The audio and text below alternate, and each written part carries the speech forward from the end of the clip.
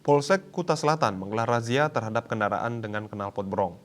Kegiatan ini dilakukan untuk mencegah gangguan keamanan dan ketertiban dari kendaraan yang mengeluarkan suara sangat keras sehingga mengganggu masyarakat sekitar dan membuat keresahan masyarakat.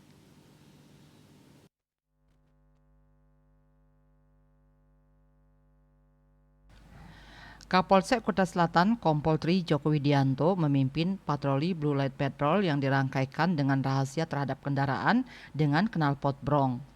Kegiatan mengerahkan kekuatan penuh yang ada di Polsek Kuta Selatan antara lain unit lalu lintas, unit sabara, unit intel, dan unit reskrim, serta staf.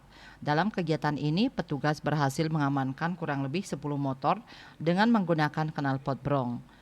Petugas kemudian memberikan pembinaan kepada para pelanggar dan mengganti knalpot brong dengan knalpot standar.